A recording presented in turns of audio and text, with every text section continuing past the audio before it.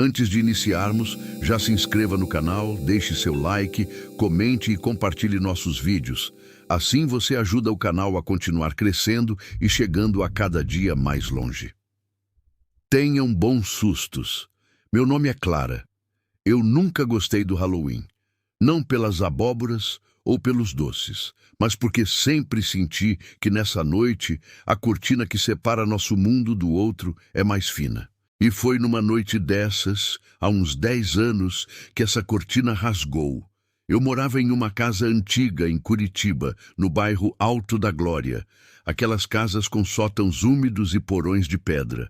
Eu era estudante e, para pagar as contas, trabalhava em uma confeitaria que fazia bolos artísticos.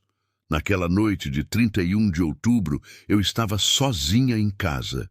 Meus colegas de apartamento tinham saído para uma festa. Eu tinha ficado para terminar uma encomenda urgente, um bolo de casamento de 3 andares com detalhes de pasta americana. Eram 23h30. A casa estava fria, mesmo com o aquecedor ligado. O único som era o chiado da geladeira da cozinha e o tic-tac lento do relógio de parede. Eu estava sentada na mesa da sala de jantar, concentrada em modelar uma pequena rosa de açúcar, quando ouvi. Não foi um barulho alto.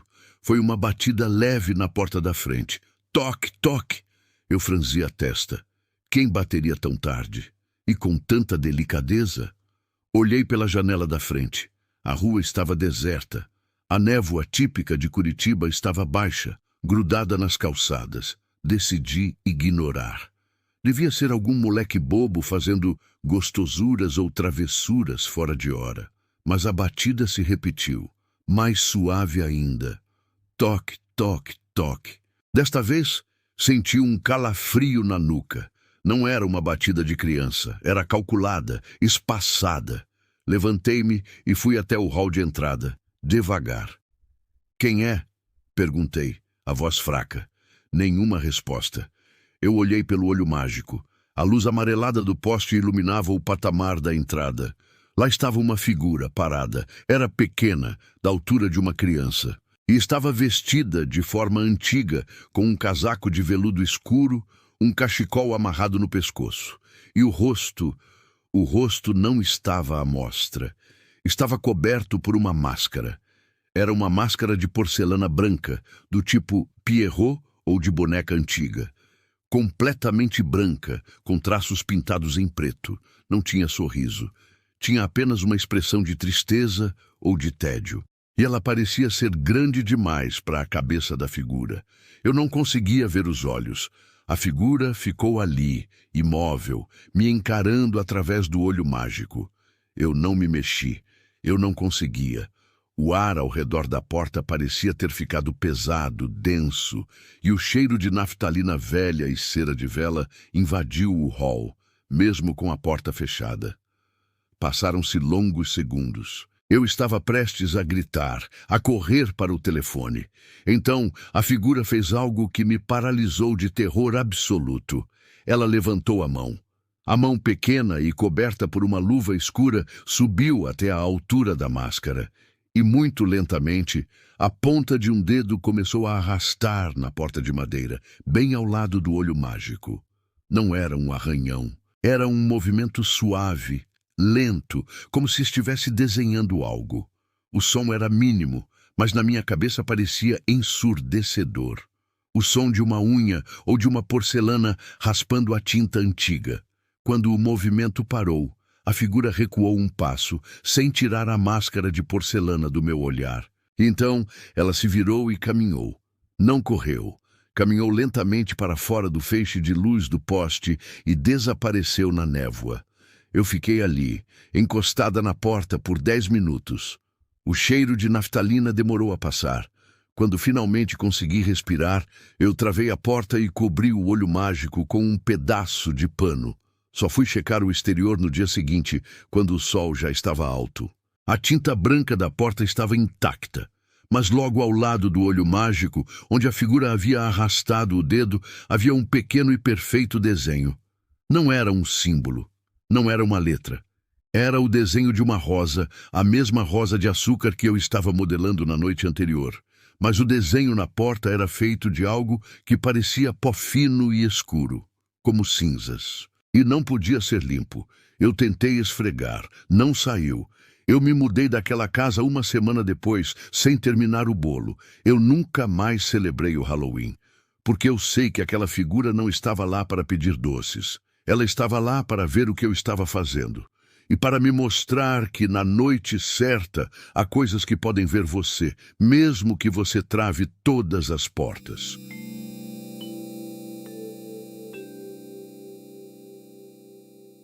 É com a voz rouca e baixa que eu conto isso. Na verdade, é tudo que sobrou dela. Foi há exatos 10 anos, na noite de 31 de outubro, ou, como chamávamos lá no interior de Goiás, a véspera de Todos os Santos. Morávamos em uma cidadezinha chamada Córrego Seco, onde o Halloween não era de abóboras e doces, mas sim de terços e janelas fechadas.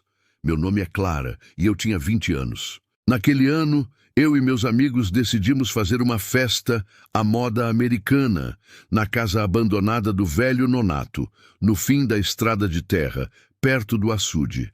A casa era um esqueleto de madeira carcomida, famosa por histórias que falavam de um coletor que vagava à meia-noite. Para nós era só a locação perfeita. A festa começou com a névoa. Não era uma névoa normal. Era espessa, com cheiro de mofo e cinzas frias, que envolvia a fazenda como um lençol sujo, abafando até a nossa música alta. As fantasias eram ridículas, mas a adrenalina nos mantinha rindo e bebendo cachaça com limão. Às 11h pouco, Léo, o mais velho, notou algo estranho. Gente, a luz da sala não está mais piscando? Ele perguntou, apontando para o cômodo vazio que usávamos como pista de dança improvisada. De fato, a lâmpada pendurada, que piscava intermitentemente em um ritmo irritante, estava agora acesa com uma luz fraca, mas constante. E o silêncio. O barulho dos grilos e corujas, constante até então, cessou de repente. Era um vácuo auditivo que nos fez parar de respirar. Foi então que ouvimos o som. Não era alto, mas penetrante. Parecia o som de galhos secos sendo quebrados sob o peso de algo lento e pesado, vindo de fora. E se aproximava. João, bêbado e corajoso, abriu a porta rangendo. A névoa lá fora parecia ter coagulado, mas através dela, vimos. Era a figura mais alta que eu já vi, ou talvez a nébula a fizesse parecer assim. Não usava fantasia, e isso era o mais assustador. Vestia um casaco de linho grosso, antiquado, e um chapéu de aba larga que escondia o rosto. Suas mãos eram compridas demais, penduradas quase até os joelhos, e seguravam o que parecia ser uma lanterna de ferro fundido com uma luz mortiça. Mas não era a figura que nos congelou, e sim o que ela carregava. Preso ao casaco, em uma série de ganchos de açougueiro, pendiam coisas. Eram pequenas, secas, com a textura de couro velho. Eu demorei a processar, mas o pavor de Léo me fez entender. Eram línguas, muitas, ressecadas, penduradas como badulaques macabros. Algumas pareciam frescas, outras tinham a cor escura de carne putrefata. O coletor não correu, não se apressou. Apenas continuou seu avanço lento e implacável em nossa direção. Cada passo era uma quebra de galho. Em pânico, tentamos fugir pela porta dos fundos. Na correria, tropecei e caí. Olhei para cima, e a criatura estava na porta, a luz da lanterna revelando por um instante o que o chapéu escondia. O coletor não tinha boca. A parte inferior do rosto era uma pele lisa e tensa, esticada sobre o osso, sem qualquer traço de lábios ou mandíbula. Era o vazio que esperava o preenchimento. A criatura levantou uma das mãos longas na minha direção. Não houve som, mas senti uma pressão terrível na garganta, como se uma corda invisível estivesse sendo puxada. Uma dor aguda explodiu na minha boca e senti algo quente escorrendo pelo meu queixo. Era sangue. Em um movimento desesperado, agarrei o crucifixo de madeira que minha avó sempre insistia para eu usar. O toque do casaco de linho em minha mão foi gelado, úmido e quase elétrico. O coletor parou. A lanterna balançou e por um milésimo de segundo o vazio de seu rosto pareceu hesitar. A pressão cessou e eu senti minha boca. Estava dormente, mas lá. Ele me observou por um tempo que pareceu a eternidade. Por fim, sem fazer barulho algum, ele se virou e continuou o seu caminho lento, quebrando galhos e desaparecendo na espessura da neblina. Meus amigos voltaram, me encontraram enrolada no chão, tremendo, o sangue na minha blusa. Eles não viram a figura, mas viram o terror nos meus olhos. Corremos dali e nunca mais voltamos. Eu escapei com a minha vida, mas não ilesa.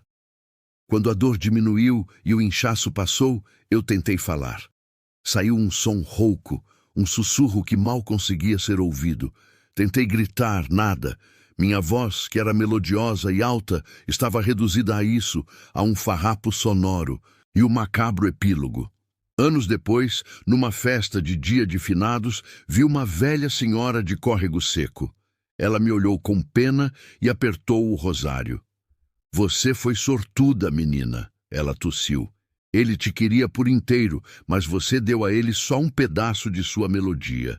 Naquela noite, ele estava coletando a voz dos faladores e a beleza dos vaidosos. Você se livrou com pouco. Hoje, 10 anos depois, meu rosto não envelheceu uma ruga. Minha pele é lisa, pálida e perfeita demais para os meus 30 anos. Mas eu sou muda.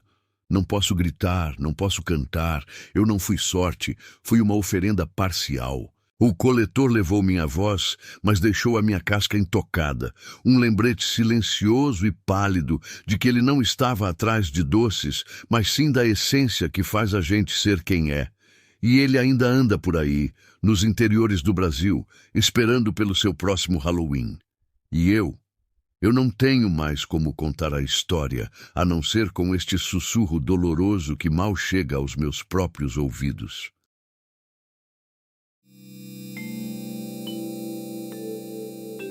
Eu não conto esta história. Eu a escrevo. É a única maneira que eu consigo. Se você está lendo isso, saiba que não foi um pesadelo e não estou louca.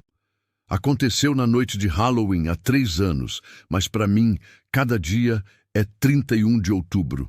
Eu tinha 22 anos. Morava sozinha num apartamento antigo, no centro de São Paulo, perto do Bexiga. Eu odiava Halloween. Achava uma importação boba, uma desculpa para festas ruins. Naquela noite, eu estava voltando do trabalho cansada. Eram quase 10 da noite. A rua estava cheia de jovens indo para festas, fantasiados de vampiros e bruxas, barulhentos e bêbados. Eu só queria meu banho e minha cama. Para evitar a multidão na rua principal, cortei caminho por uma travessa que eu raramente usava. Era um beco estreito, com o cheiro azedo de lixo e umidade. As luzes dos postes eram poucas e a névoa fria da garoa começava a descer, parecendo grossa e oleosa. Foi quando o silêncio começou. Não foi um silêncio gradual.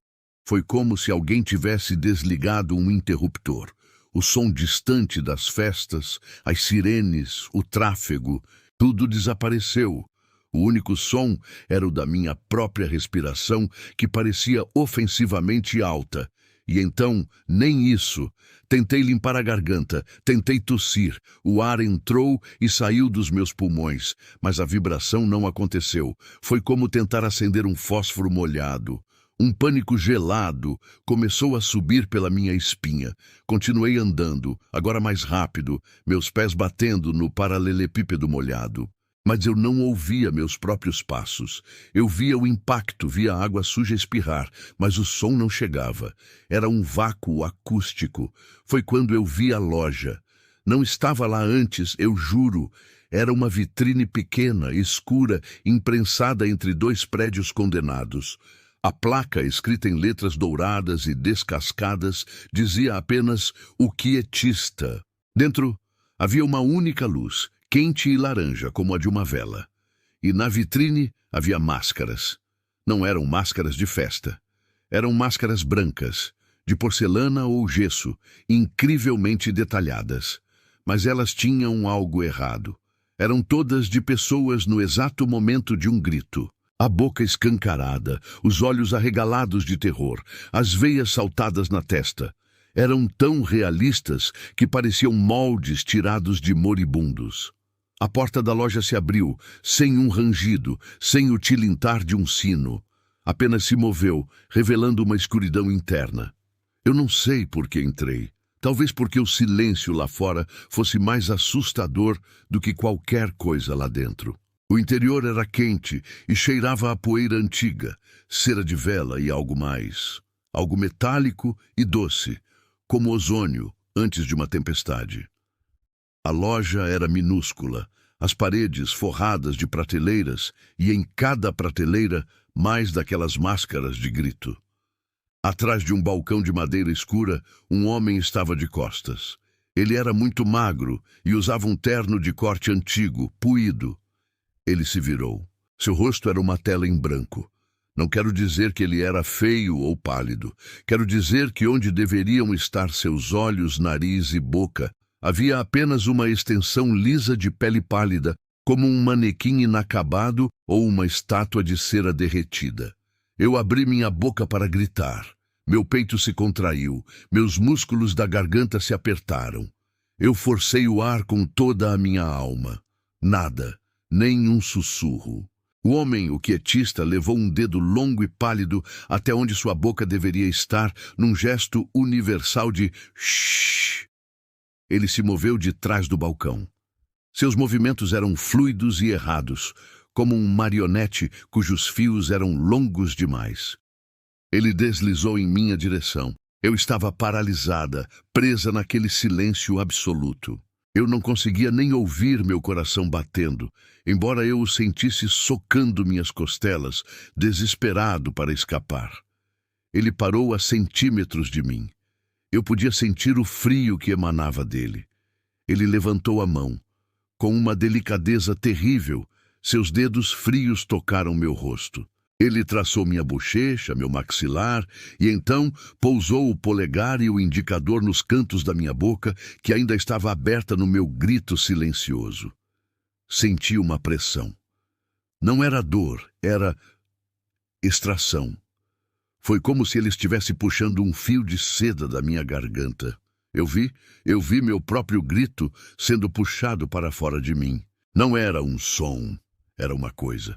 Uma fita fina e trêmula de energia azul esbranquiçada, como uma teia de aranha eletrificada. Ele a puxou, e o grito saiu de mim fino e longo. Ele o enrolou entre os dedos com a prática de um artesão. Quando terminou, a tensão no meu peito desapareceu. O pânico se foi, fiquei apenas vazia. O quietista se virou e foi para uma bancada nos fundos. Havia lá uma máscara de gesso fresco, ainda úmida. Com reverência, ele pegou a fita azul do meu grito e a pressionou contra a boca aberta da máscara. A máscara vibrou. O gesso se contraiu e endureceu. A expressão de terror se fixou permanentemente. Ele então a pegou e a colocou na prateleira, ao lado de dezenas de outras. Meu grito, preso para sempre em uma prateleira empoeirada. Ele se virou para mim e inclinou a cabeça como um obrigado. E então ele apontou para a porta. Eu saí. No momento em que meus pés tocaram o paralelepípedo do beco, o mundo voltou.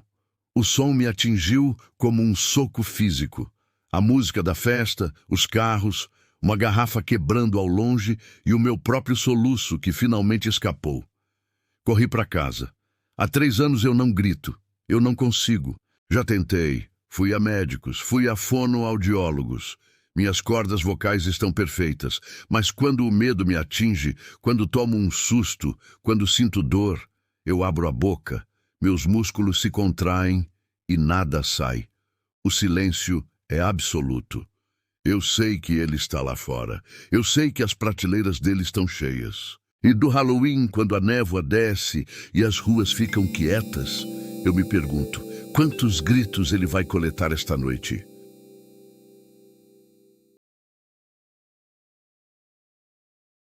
Eu não durmo em outubro, não de verdade.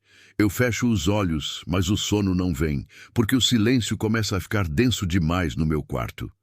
Isso aconteceu há 5 anos, e o que me assombra não é um grito, não é um estrondo. É a absoluta, total e pesada ausência dele. Eu morava em um condomínio fechado em Vinhedo. Sabe aqueles lugares com casas perfeitas, gramados idênticos e uma sensação de segurança fabricada? No Halloween, o condomínio virava uma competição. Os pais gastavam fortunas em decorações. Havia máquinas de fumaça, animatrônicos de zumbis que pulavam dos jardins, projetores com fantasmas dançando nas paredes. Era um espetáculo. Eu tinha 19 anos e estava de babá de Tomás, o filho de 8 anos dos meus vizinhos. Ele estava fantasiado de, sei lá, algum super-herói espacial. Minha única tarefa era levá-lo para doces ou travessuras, nas ruas de dentro do condomínio, e garantir que ele voltasse com um balde cheio de açúcar. A noite estava perfeita para isso. Fria, com uma névoa baixa que se misturava à fumaça artificial, criando um nevoeiro espesso e com cheiro de plástico queimado.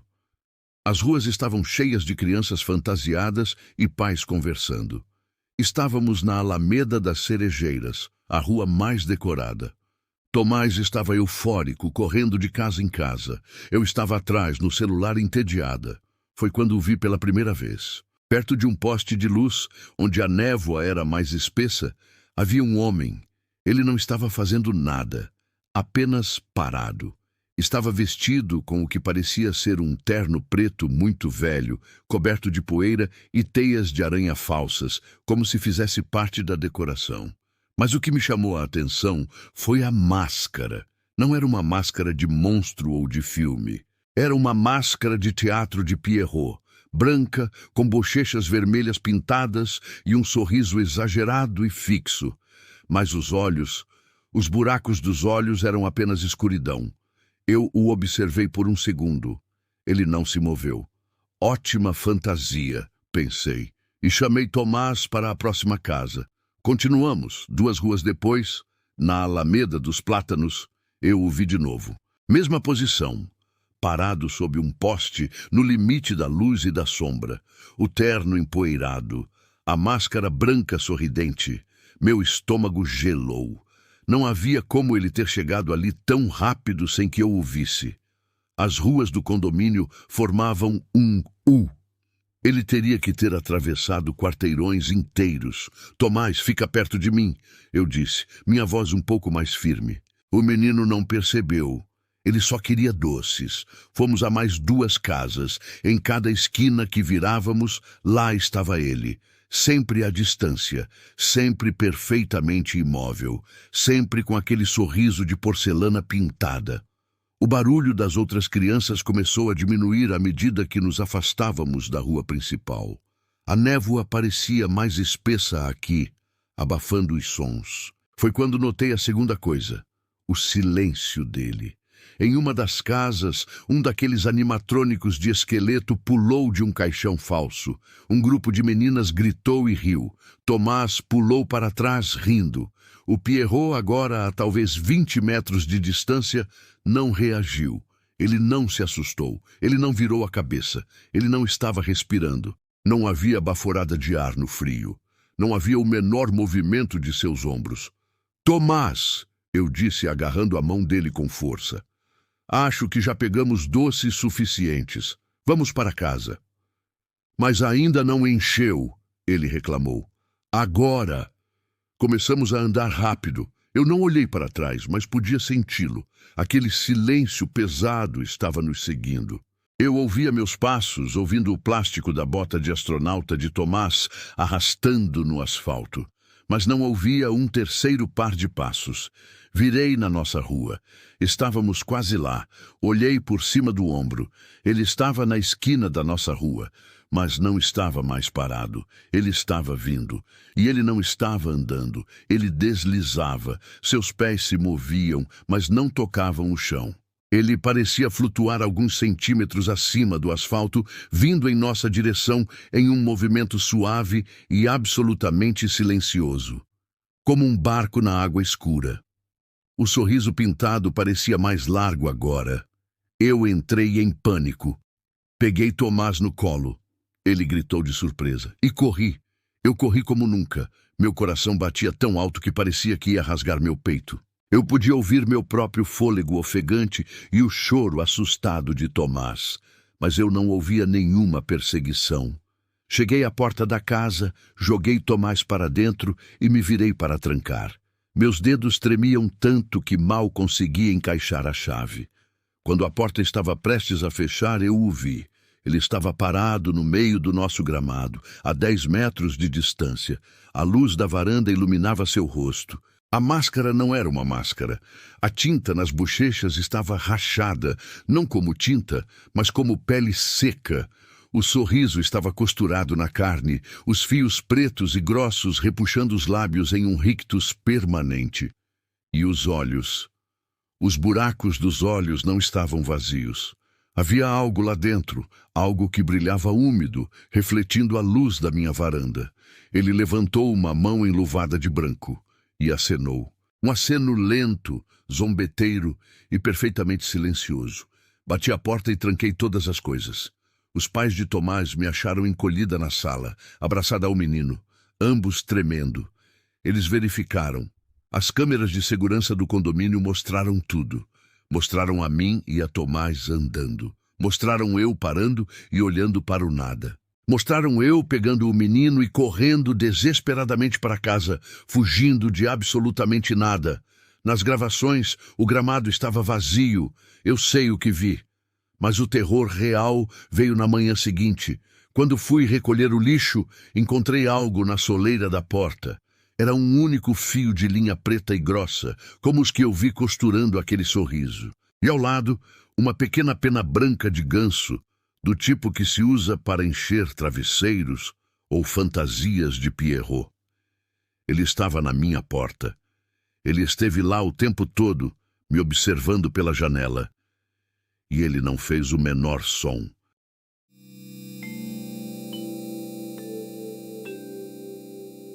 Eu não devia estar contando isso. Jurei a mim mesmo que enterraria essa noite junto com o que ficou para trás. Mas todo ano, quando as decorações de Halloween começam a aparecer, o cheiro volta. É um cheiro de terra molhada, milho seco e algo podre. Algo como carne de caça deixada ao sol. Meu nome é Daniel. Isso aconteceu há 8 anos, numa festa de Halloween que, para mim, nunca acabou. Eu e meus amigos, Carla, Vitor e Tati, éramos o tipo de universitário metido a corajoso. Achávamos lendas urbanas uma piada. Quando ouvimos falar do Labirinto do Espantalho, em uma fazenda abandonada perto de Boituva, no interior de São Paulo, decidimos que seria o lugar perfeito para passar a noite de 31 de outubro. A lenda era estúpida, daquelas de fogueira. A fazenda tinha um milharal gigantesco que o antigo proprietário transformara em labirinto turístico. Mas décadas atrás, um trabalhador rural desapareceu lá dentro. Semanas depois, encontraram apenas suas roupas velhas e sujas, vestindo o espantalho central. A lenda dizia que em toda a véspera de Todos os Santos, o espantalho caminha pelo labirinto, procurando alguém para trocar de lugar com ele no poste. Ele não te mata, ele te colhe. Chegamos lá por volta das 10 da noite. O lugar era um túmulo. Os portões de ferro estavam enferrujados, rangendo com o vento frio. O milharal era uma visão doentia. Os talos estavam secos, altos como paredes, e a lua cheia lançava sombras que faziam o labirinto parecer vivo, respirando. Armados com nada além de lanternas e a arrogância da juventude, nós entramos. O ar lá dentro ficou pesado imediatamente. O som do vento nos talos secos era ensurdecedor, um shhh constante que abafava nossas vozes. Era claustrofóbico. As paredes de milho nos cercavam e o chão era um barro pegajoso que sugava nossas botas. Que lugar podre, Dani! Tati sussurrou, segurando meu braço. É perfeito, respondeu Vitor, iluminando os talos com sua lanterna. Cadê o seu monstro do milho? Andamos pelo que pareceu 1 hora. O labirinto era complexo e a sensação de estarmos sendo observados era física como uma mão fria na nuca. Então, chegamos ao centro. Era uma clareira circular. E lá, no meio, estava ele, o espantalho. Ele era grotesco, era enorme, com uns 3 metros de altura, pregado em uma cruz de madeira apodrecida. Usava um macacão sujo de terra e mofo, e um chapéu de palha poído que cobria seu rosto. O rosto era apenas um saco de estopa manchado e estufado.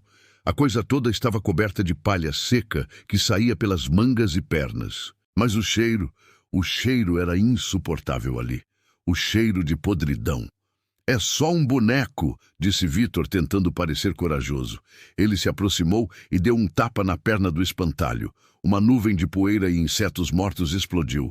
Vitor, para com isso. Vamos embora, disse Carla, claramente apavorada. Vitor riu. Calma, eu só quero um souvenir. Antes que pudéssemos impedi-lo, Vitor esticou o braço e arrancou o chapéu de palha da cabeça do espantalho. O silêncio que se seguiu foi absoluto. O vento parou. O shh do milharal cessou. A cabeça do espantalho, agora exposta, não era um saco de estopa recheado. Era algo disforme. Parecia um crânio humano, mas estava coberto por uma camada de couro seco e esticado, como se a pele tivesse sido curtida no osso. Onde deveriam estar os olhos, havia apenas 2 cavidades escuras e fundas. E estava molhado. Um líquido escuro e oleoso escorria das órbitas vazias, pingando na estopa do peito. Ninguém gritou. Estávamos congelados. Vitor deixou o chapéu cair no chão de terra. O que é isso? Ele gaguejou. E então, lentamente, a cabeça do espantalho virou. Não foi um movimento mecânico. Foi orgânico. Um som de galhos secos quebrando, de vértebras estalando. A cabeça virou na nossa direção e o líquido preto começou a escorrer mais rápido. O pânico nos atingiu como um trem. Corremos, sem direção, apenas corremos. Eu agarrei a mão de Tati. Ouvíamos Carla gritando atrás de nós, mas Vitor não estava correndo. Olhei para trás. Minha lanterna pegou a cena. Vitor estava parado, olhando para o espantalho. Ele parecia hipnotizado. Vitor, corre! Eu gritei. O espantalho estava se movendo. Ele estava se contorcendo, arrancando os braços dos pregos que o prendiam. Um som de madeira rasgando e ossos quebrando ecoou pela clareira. Vitor não se mexeu. Ele apenas levantou a mão, como se fosse tocar a criatura. O espantalho desceu do poste. Era impossivelmente alto e não andava.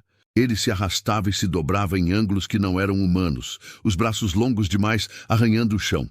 Eu puxei Tati e corremos para dentro do milharal. O som da perseguição começou. Não era o som de passos. Era o som do milharal sendo rasgado. Um